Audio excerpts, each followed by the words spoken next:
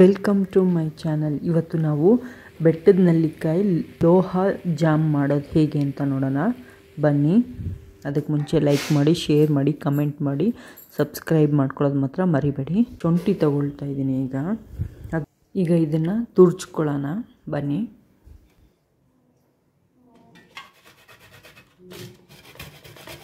ಇದು ತುಂಬ ಖಾರ ಇದೆ, ಅದಕ್ಕೋಸ್ಕರ ಅಷ್ಟು ತೊಗೊಂಡಿದ್ದೀನಿ. ನೋಡಿ, ಈ ಥರ ಬೆಟ್ಟದ ನೆಲ್ಲಿಕಾಯಿನ ನಾನು ತುರ್ಜಿ ಇಟ್ಕೊಂಡಿದ್ದೀನಿ ಆಲ್ರೆಡಿ. ನೋಡಿ ಎಷ್ಟು. ಇದು ನಾಟಿ ಬೆಟ್ಟದ ನೆಲ್ಲಿಕಾಯಿ, ಇದು ಚಿಕ್ಕದಾಗಿರುತ್ತೆ. ಸೊ ತುರ್ಜಿಟ್ಕೊಂಡಿದ್ದೀನಿ.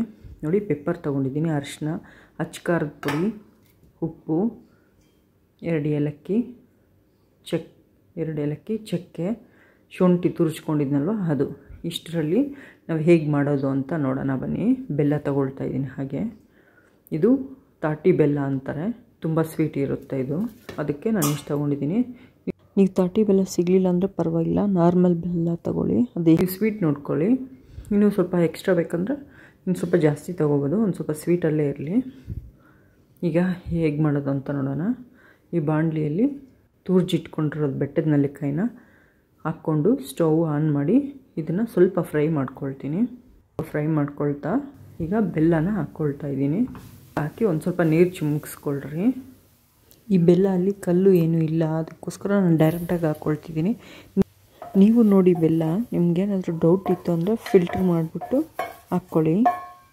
ನೀರು ಚಿಮ್ಮಿಸ್ಕೊಂಡು ಇದರಲ್ಲೇ ಹಾಗೆ ಫ್ರೈ ಮಾಡ್ತಾರೆ.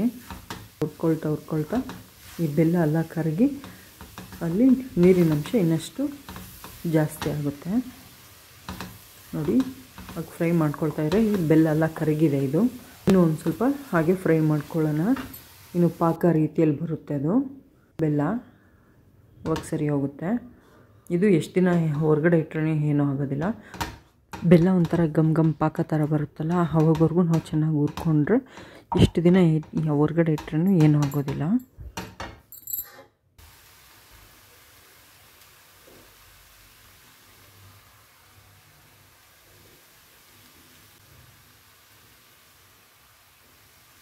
ಇವಾಗ ನೋಡಿ, ಚಕ್ಕೆ ಹಾಕ್ಕೊಳ್ತಾ ಇದ್ದೀನಿ. ಫಸ್ಟು ತುರ್ಜಿಟ್ಕೊಂಡಿರಲ್ಲ ಶುಂಠಿ ಅದು, ಆಮೇಲೆ ಅಚ್ಕಾರದ ಪುಡಿ, ಉಪ್ಪು ಇದೆಲ್ಲ ಹಾಕ್ಕೊಳ್ತಾ ಇದ್ದೀನಿ. ಈಗ ಏಲಕ್ಕಿ ಹಾಕ್ಕೊಂಡೆ, ಎಲ್ಲ ಹಾಕ್ಕೊಂಡಿದ್ದಾಯಿತು. ಈಗ ಕೈ ಬಿಡದೆ ಒಂದು ಸ್ವಲ್ಪ ಎಲ್ಲ ಚೆನ್ನಾಗಿ ಮಿಕ್ಸ್ ಆಗೋವರೆಗೂ ಕೈ ಬಿಡದೆ ಚೆನ್ನಾಗಿ ಮಿಕ್ಸ್ ಮಾಡ್ಕೊಳ್ಳಿ. ಈ ಥಂಡಿಗಾಲದಲ್ಲಂತೂ ತಿಂದರೆ ಕೆಮ್ಮು, ಕೋಲ್ಡು ಏನೂ ಬರೋದಿಲ್ಲ. ಇದನ್ನು ನೀವು ಚ್ಯವನ್ಪ್ರಾಶ್ ಥರನೂ ಯೂಸ್ ಮಾಡ್ಬೋದು. ಇದು ಡೈಲಿ ಮಕ್ಕಳು ಸ್ಕೂಲ್ಗೆ ಹೋಗುವಾಗೂ ಬಾಯಲ್ಲಿ ಕೊಟ್ಟು ಕಳಿಸ್ಬೋದು. ಮತ್ತು ನಾವು ಅಷ್ಟೇ ಡೈಲಿ ಒಂದೊಂದು ಉಂಡೆ ಮಾಡಿ ನಾವು ಇದು ತಿನ್ಬೋದು. ಇದರಿಂದ ಕಣ್ಣಿಗೆ ಒಳ್ಳೆಯದು, ವೆಯ್ಟ್ ಲಾಸ್ ಆಗುತ್ತೆ. ಇದರಲ್ಲಿ ವಿಟಮಿನ್ ಸಿ ಇದೆ, ರೋಗ ನಿರೋಧಕ ಶಕ್ತಿನೂ ಹೆಚ್ಚಿಸುತ್ತದೆ.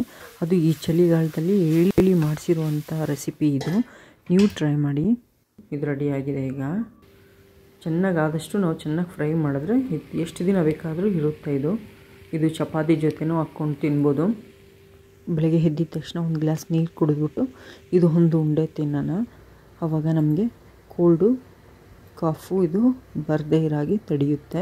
ಈ ರೆಸಿಪಿನೆಲ್ಲ ಫಾಲೋ ಮಾಡಿ, ಮಾತ್ರೆ ಔಷಧಿಯಿಂದ ದೂರ ಇರಿ. ನಾನು ಯಾವಾಗಲೂ ಈ ಚಳಿಗಾಲದಲ್ಲಿ ಈ ರೆಸಿಪಿ ಮಾಡ್ತೀನಿ, ಅದನ್ನು ನಿಮ್ಮ ಜೊತೆ ಶೇರ್ ಮಾಡ್ಕೊಳ್ತಿದ್ದೀನಿ. ನಿಮ್ಮ ಅಭಿಪ್ರಾಯನ ನಮಗೆ ತಿಳಿಸಿ. Thank you for watching.